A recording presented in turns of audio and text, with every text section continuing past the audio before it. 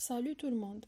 On va essayer de traiter aujourd'hui un sujet qui met en relation la santé psychique et la santé physique, donc l'influence du côté psychique sur le corps humain.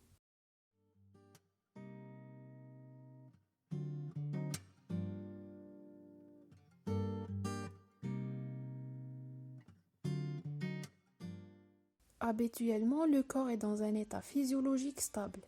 Chaque fois qu'il perd sa stabilité, un système va intervenir pour la restaurer. Et c'est ce qu'on appelle l'homéostasie.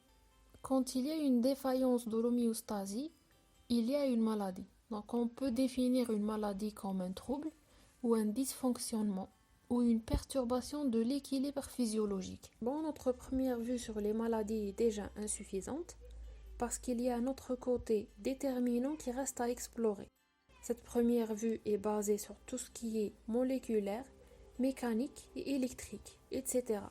Donc sur tout ce qu'on peut voir et toucher, en oubliant le côté psychique. Par exemple, considérons chacun de vous comme un médecin. Vous êtes devant un patient qui a un cancer mais il ne sait pas. Il vous regarde. Il attend votre réponse. Alors que vous allez choisir?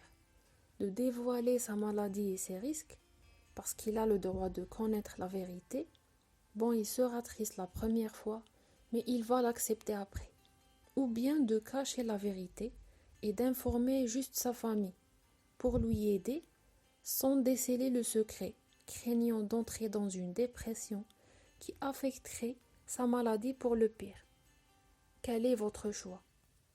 Maintenant, on va voir la scène d'un autre côté et on va parler sur le fait que le médecin va être dirigé par le patient. Et donc, il va faire un diagnostic basé sur les données fournies par lui. Mais ces données peuvent être de la vraie maladie ou bien d'une autre maladie que le patient a créée dans sa tête. Le plus important, c'est que la façon de voir la maladie et la façon de se comporter avec elle est un facteur indispensable pour se guérir ou non, malgré qu'on a le même traitement et les mêmes médicaments. Le nouveau terme qui met en relation le psychique et les maladies est le terme psycho-neuro-endocrino-immunitaire, qui désigne le cascade de réactions influencées par le psychique. Donc l'état psychique est suivi par une réponse neurologique, ensuite une réaction endocrinienne qui est faite par les glandes endocrines. Bon, endocrine désigne toute une sécrétion de molécules par les cellules glandulaires dans le sang. Et enfin, on termine dans ce cas-là par une réaction immunitaire. Des expériences ont été menées pour observer l'activité du cerveau de volontaires en train de visionner des films grâce à la résonance magnétique nucléaire fonctionnelle.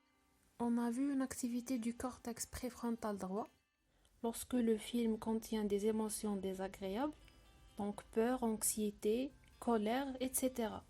Et le contraire pour le film qui contient des émotions agréables. C'est le cortex préfrontal gauche qui s'active. Les différences de l'activité du cerveau vont faire une chaîne de réactions. Lorsqu'on est dans de l'émotion désagréable, il y a une activation de la branche sympathique. Et lorsqu'on est dans de l'émotion agréable, il y a une activation de la branche parasympathique. Mais c'est quoi le système nerveux sympathique et parasympathique? Le système nerveux d'un être humain est composé d'un système somatique et d'un système végétatif. Le système somatique innerve tout ce qui est muscle volontaire ou bien squelettique et aussi tout ce qui est organe de sens.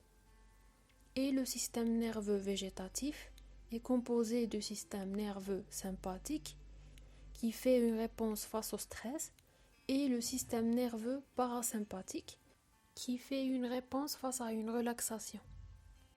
Bon, le système nerveux sympathique fait une accélération de l'activité cardiaque et respiratoire, fait aussi une augmentation de la tension artérielle et une diminution de l'activité digestive. Et le système nerveux parasympathique fait le contraire. L'activation du système nerveux sympathique représente la voie neurologique, qui est suivie par la voie endocrinienne et qui met deux hormones en jeu. Premièrement, l'adrénaline qui fait ses activités et deuxièmement, le cortisol qui fait baisser l'immunité. Une autre expérience. On a enfermé un groupe de personnes dans un hôtel pendant quelques jours. On leur a fait passer des interrogatoires pour quantifier leur degré de stress. Puis, on leur a inoculé le virus de la grippe. Alors, les personnes les plus stressées ont attrapé le virus et les autres avaient des défenses immunitaires suffisantes. Donc, c'est pour ça qu'il faut que vous restez positif. Bon, on a terminé la vidéo et je vous dis à bientôt.